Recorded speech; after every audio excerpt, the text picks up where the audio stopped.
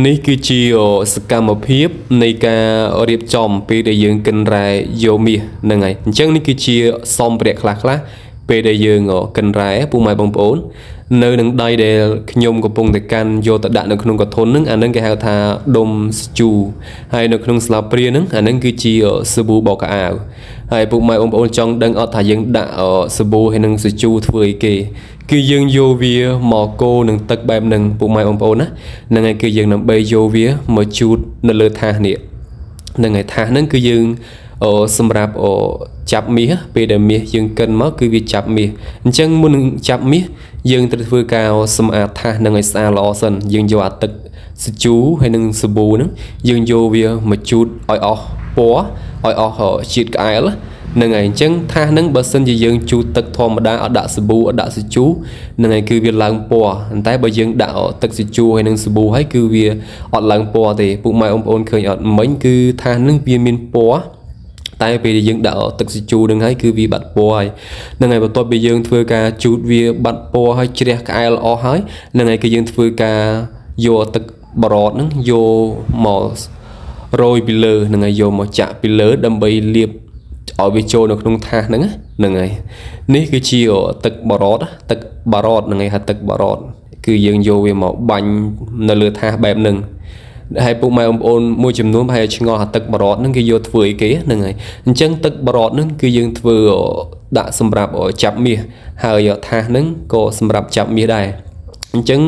ទឹកបរតហើយនឹងថាសហ្នឹងគឺវាមានតួនាទីសំខាន់នៅក្នុងការកិនរ៉ែមាសបើសិនជាយើងអត់មានអាហ្នឹងទេអញ្ចឹងការកិនមាសហ្នឹងក៏វាពិបាកដែរពុកម៉ែបងប្អូនណាហ្នឹងហើយវាកិនចេះតែបានហើយប៉ុន្តែគាត់ថាយើងយកមាសអស់ហ្នឹងហើយអញ្ចឹងស្បៃនេះវាដាក់បានតែមាសក្របទេអញ្ចឹងមាសម៉ត់វាហូរមកតាមទឹកអញ្ចឹងបើយើងដាក់ថាសមករតហ្នឹងមកមាសម៉ត់មកគឺវាជាប់ជាមួយនឹងថាសហ្នឹងហើយមាសម៉ត់គឺវាចាប់ជាមួយនឹងថាសហ្នឹងអញ្ចឹងថាសហ្នឹងគឺគេដាក់សម្រាប់ចាប់មាសម៉ត់ហ្នឹងហើយមាសម៉ត់ដូចកន្ទក់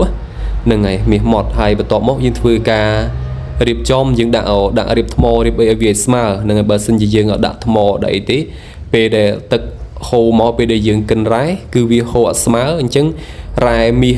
ដែលហូរមកគឺវាអត់ស្មើទេអញ្ចឹងវាហូរតែម្ខាងទេអញ្ចឹងយើងធ្វើការរៀបចំថ្មមកយើងរៀបដើម្បីឲ្យទឹកស្មើពេលដែលរ៉ែវាហូរធ្លាក់មកគឺវាស្មើគ្នាល្អអញ្ចឹងមាសធ្លាក់មកគឺវាជាប់លក្ខណៈថាវាជាប់ទាំងសងខាងវាអត់ជាប់មកជាហៀងហើយនេះគឺជាសកម្មភាពពេលដែលយើងរៀបចំហើយគឺយើងដាក់កិនបែបហ្នឹងឯងណានេះគឺជាសកម្មភាពពេលដែលយើងកិនរ៉ែអញ្ចឹងគឺបែបហ្នឹងឯងពុកម៉ែបងប្អូនណាហ្នឹងហើយថាសហ្នឹងគឺគេដាក់បែបហ្នឹងអញ្ចឹងពុកម៉ែបងប្អូនមួយចំនួនមកគាត់ជាឆ្ងល់ហើយថាចុះមាសវាមកចាប់ជាមួយនឹងថាសនឹងយ៉ាងម៉េចអីអញ្ចឹងណាហ្នឹងហើយអញ្ចឹងគឺមាសគឺវាចាប់ទៅលើស្បៃខាងលើខ្លះអញ្ចឹងបើសិនជាមាសម៉ត់បើសិនជាវាប៉ើងមកគឺវាចាប់ជាមួយនឹងអាថាសហ្នឹងអញ្ចឹងថាសហ្នឹងគេធ្វើសម្រាប់ចាប់មាសនឹងឯងអញ្ចឹងគឺវាអត់ប៉ើងទេវាប៉ើងដែរវាប៉ើងភាគតិចហ្នឹងហើយអញ្ចឹងបន្ទាប់មកគឺយើងធ្វើការដាក់រ៉ែហ្នឹងហើយដាក់រ៉ែចូលទៅក្នុងម៉ាស៊ីនការកិនរ៉ែគឺយើងកិនបែបហ្នឹងហើយរ៉ែហ្នឹងគឺយើងច្រកចូលនៅក្នុងបេបែបហ្នឹងឯង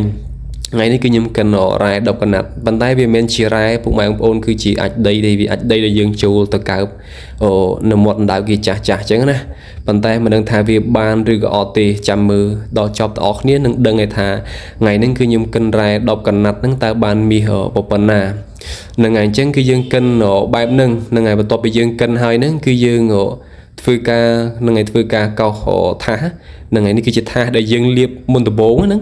អញ្ចឹងមាសគឺវាចាប់នៅនឹងថាសហ្នឹងឯងហ្នឹងហើយគឺយើងចាប់បន្ទាប់ពីយើងកិនហើយហ្នឹងគឺយើងយកស្បែកជើងនឹងយើងកាត់ជា4ជ្រុងមកហើយយើងយកវាមកកោសហ្នឹងហើយយកវាមកកោសយកមាសពីព្រោះមាសគឺវានៅចាប់ជាមួយនឹងអាថាសហ្នឹងពុកម៉ែបងប្អូនអរគ្នាហ្នឹងហើយអញ្ចឹងយើងធ្វើការកោសវាតាមដំណើរហ្នឹងហើយយើងកោសតម្លាក់ចូលនៅក្នុងកធុនហ្នឹងហើយកធុនបន្ទាប់ពីយើងកោសហើយយើងពូតហើយនេះយើងបានមាសប៉ុណ្ណេះពុកម៉ែបងប្អូនណាអញ្ចឹងថ្ងៃហ្នឹងគឺកិនរ៉ែអត់បានមាសទេហ្នឹងហើយគឺបានតូចទេហ្នឹងហើយយើងកិនបានតែរួចថ្លៃម៉ាស៊ីនទេថ្ងៃហ្នឹងកិនរ៉ែ10កណាត់ អញ្ចឹងគឺអត់បានទេហ្នឹងហើយដូចខ្ញុំថាអញ្ចឹងការរោមាសវាមានបានវាមានអត់ហ្នឹងហើយអញ្ចឹងរងចាំមើលតែពេលយើងដុតហើយហ្នឹងតើមាសហ្នឹងនៅសល់ប៉ុណ្ណាអញ្ចឹងមាសនេះគឺពេលដែលយើងពូត1រត់ហើយឥឡូវយើងដុតហើយហ្នឹងហើយអញ្ចឹងមាសនេះគឺបានប៉ុណ្្នឹងឯងហ្នឹងហើយគឺបាន4លីហ្នឹងហើយ4លីលក់ទៅបាន5 60000អញ្ចឹងកាត់កងទៅរួចថ្លៃម៉ាស៊ីនហ្នឹងឯងអញ្ចឹងយករោមាសថ្ងៃហ្នឹងគឺអត់បានចំណេញទេពុកម៉ែបងប្អូនគឺថ្ងៃហ្នឹងគឺខាតហើយពុកម៉ែបងប្អូនអើយប៉ុន្តែខាតហ្នឹងគ្រាន់តែយើងខាតថ្លៃកម្លាំងពលកម្មនិងថ្លៃចាក់សាំងដុប្រែទៅប៉ុណ្្នឹងឯងហ្នឹងហើយអញ្ចឹងការរោមាសទៅប៉ុណ្្នឹងឯងពុកម៉ែបងប្អូនណាហ្នឹងហើយអរគុណសម្រាប់ការតាមដានវីដេអូរបស់ខ្ញុំតាំងពីដំបូងរហូតដល់ចប់ហ្នឹងហើយអរគុណច្រើន